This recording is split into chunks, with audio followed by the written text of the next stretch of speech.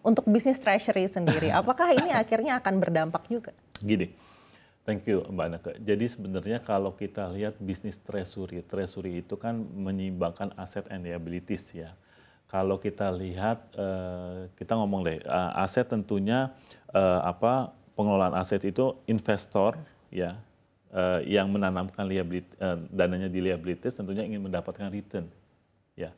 Karena treasury itu kan menyeimbangkan antara aset dan liabilities. Kalau kita ngomong mengenai aset, kita ngomong saja waktu zaman pandemi ya. Pandemi itu waktu itu likuiditas kita di market, likuiditas rupiah kita di market itu cukup banyak. Makanya waktu zaman pandemi ya itu banyak sekali masuk di sektor-sektor obligasi, bahkan saham pun tidak. Gitu. Karena apa? Karena aset-aset ini tentunya mengharapkan return yang cukup baik. Nah, satu lagi treasury juga akan berhubungan dengan likuiditas. Ya, liabilities. Nah, kalau di liabilities tentunya berkaitan dengan waktu.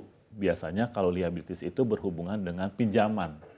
Ya, ininya treasury, pinjaman. Dan pinjaman, misalkan kalau kita lihat nasabah itu meminjam kredit US dollar.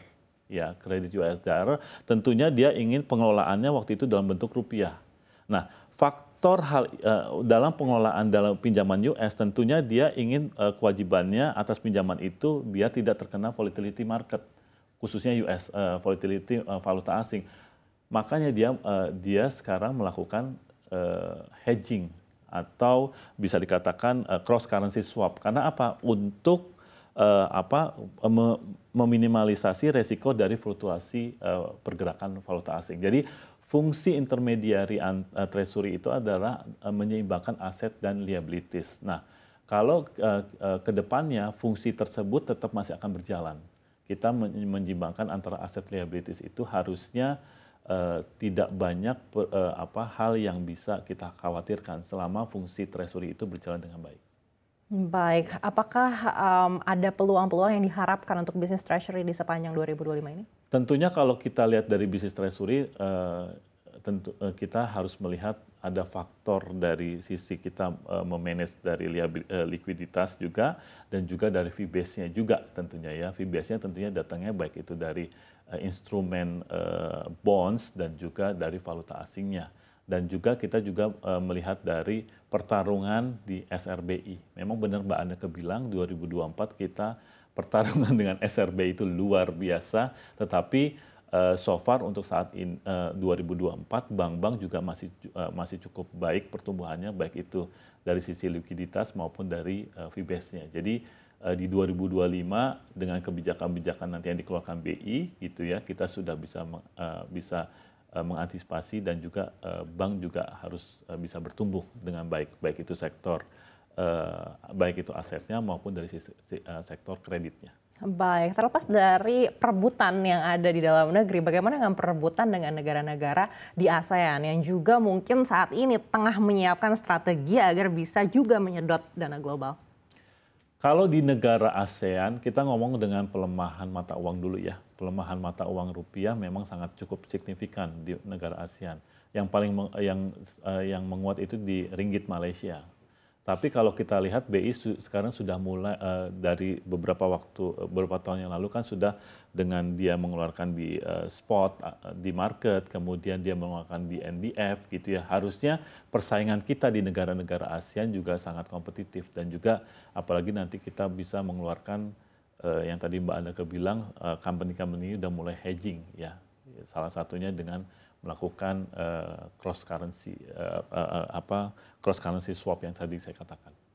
Baik, kita tahu saat ini juga sudah ada central counterparty atau CCP. Kalau Anda sendiri Pak Doni menilai seperti apa ini akan memberikan manfaat juga untuk pelaku pasar keuangan? Baik, kalau CCV kalau kita lihat memang saat ini itu kan menjalankan clearing dan inovasi bagi transaksi transaksi untuk anggotanya. Nah, CCP ini tentunya akan berimpact pada tiga resiko. Ada resiko kredit, yaitu lawan transaksinya, kemudian resiko likuiditas, dan yang terakhir ada resiko pasar. Nah, keunggulan dari CCP ini sendiri yang pertama tentunya transaksi pasar uang dan falas menjadi lebih efisien dengan CCP. Kemudian yang kedua yang kita perlu ketahui ini bakal mendukung efektivitas dari kebijakan moneter oleh Bank Indonesia. Dan yang ketiga, CCP ini bisa juga dipakai untuk hedging, ya, untuk bagi perbankan dan juga dunia usaha. Jadi harusnya CCP ini dengan adanya lembaga ini merupakan infrastruktur dari pasar keuangan ini sangat penting, tapi juga sistematik. Jadi harusnya cukup positif untuk nanti menjalankan fungsi clearing dan inovasi ke depannya.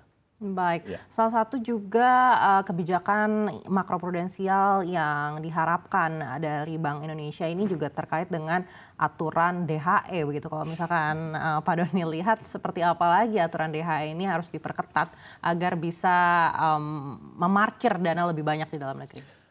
Devisa hasil ekspor ini memang sebenarnya gini, Mbak Neke, BI itu membuat kebijakan baik itu DHE, SRBI, SPBI itu kan untuk supaya volatility nilai tukar kita juga sangat baik gitu ya.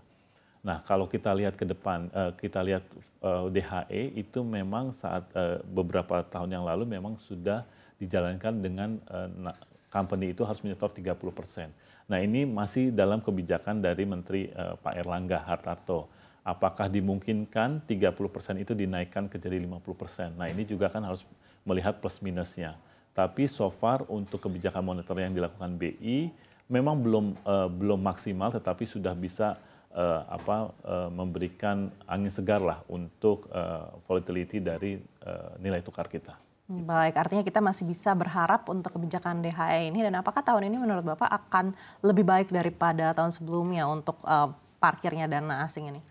Tentunya harus lebih baik karena Indonesia ini lagi butuh pemerintah ini lagi butuh US dollar ya, harusnya dengan kebijakan DHE dipermudah dan juga mungkin nanti aturannya dibuat dengan sangat baik, kebutuhan US dollar kita dan juga untuk meredam gonjang-ganjing rupiah kita harusnya bisa lebih baik lagi.